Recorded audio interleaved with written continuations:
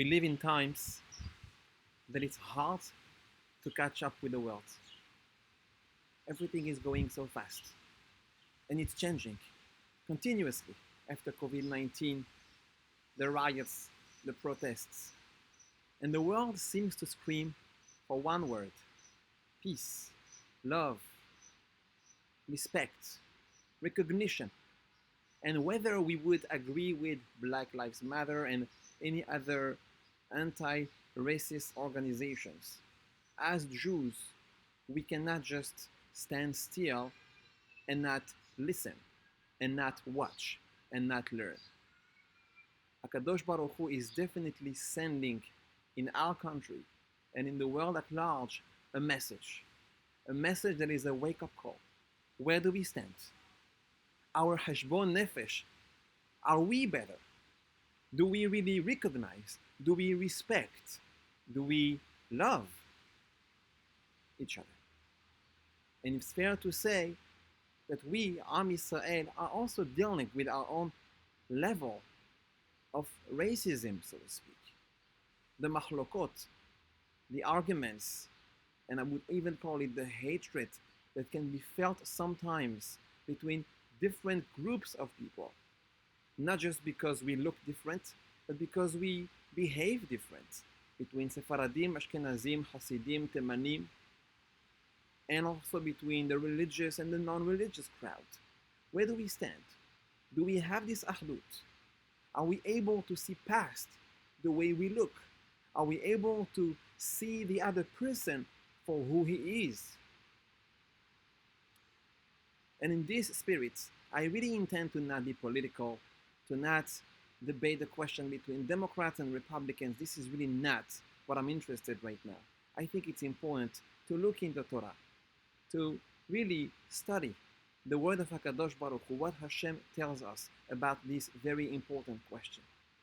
Everybody understands that it's natural to feel more close, to be more familiar, to be more comfortable with someone who looks like me, with someone who believes like me, or someone who is just like me. And yet, the Torah continuously talks about the concept of ahava, of love. ואהבת לרעך כמוך, ואהבתם את הגר, etc., etc. And I remember, by the end of last month, a very, very famous singer, a rock star of Israel. His name is Aviv Geffen. You may have heard of him, you may have not heard of him, but he's a very, very famous singer. And he is not a religious person. He was even identifying himself as someone anti-religious. And he was interviewed by the end of the month by Dana Weiss, who is a very famous journalist. And in this interview, he shared something incredible. He actually decided to write a song, to sing a song that was dedicated for the people of Bnei Brak, he called them, the Haredim, the more religious people. And against all odds, he received a tremendous amount of messages, thousands of messages of love. It was overwhelming, and he could not hold his tears because he realized that until now he was just stuck in his own bubble and he couldn't see through. He couldn't connect. What is going to happen in the future? He himself doesn't know, but definitely something happened. And it's definitely an issue that we have to work on.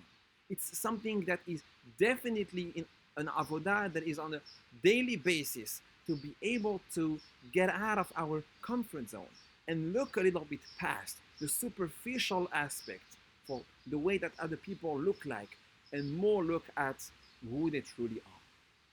But the truth is that that's not enough, because we do have this natural tendency to be comfortable with who we are and the people that are close to us.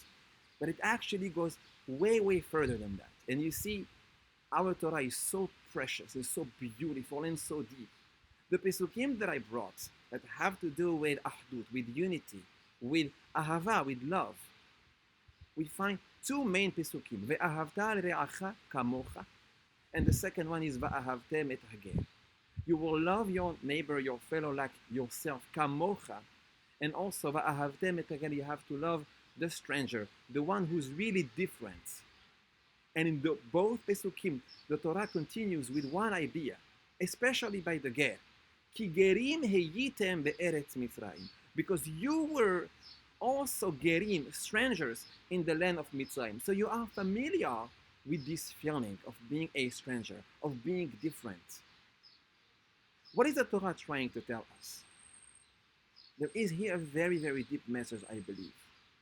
And the truth is that when it comes to love and connection and respect and achdut, yes, we are first looking at what we are comfortable with. So we are the identifier. The kamocha is so important. It starts with me first, and then it goes to you. If I can identify to you, if I can connect, relate to the way you feel, then I can love you, respect you, be your friend, become someone close. But at the same time, this could be so dangerous because since I see you through me, through my experience, through my past, then at the same time, I will also project my own failures to you.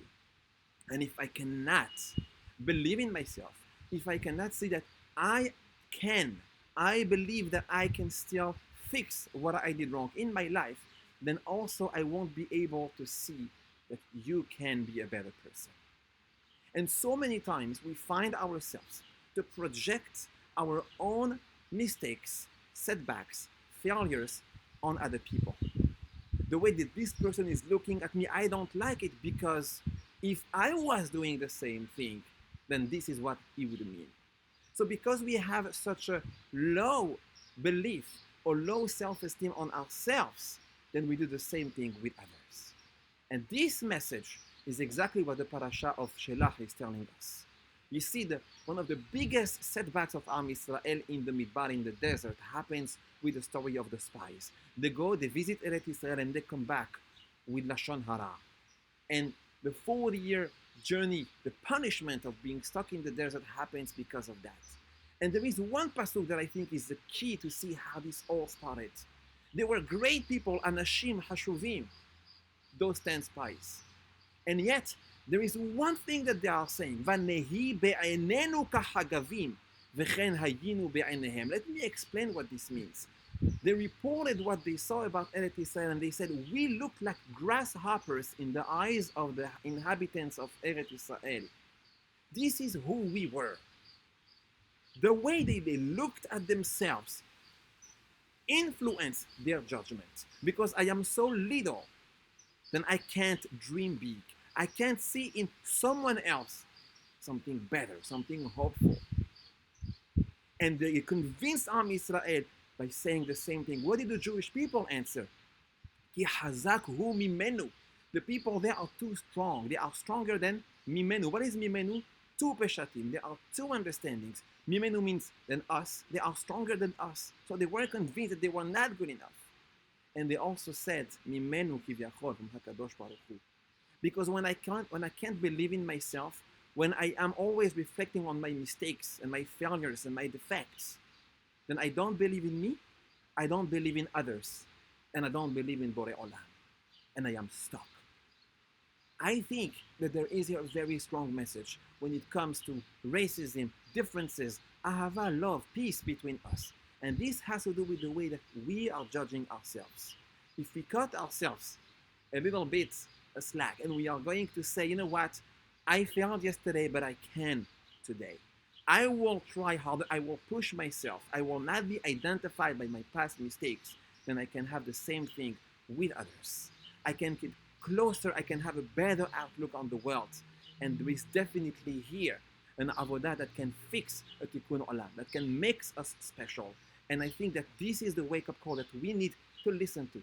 Borei Olam is asking us to be more be'achdut, to be more unified, because the days of Mashiach seem and have to be really near. Let's wake up. Let's make sure that on our end we are better, that we believe in ourselves, we believe in others, we believe in Borei Olam, and by this we will be zocheh be'ezrat Hashem for Mashiach tzidkenu bimhera v'yamenu amen. Shabbat shalom.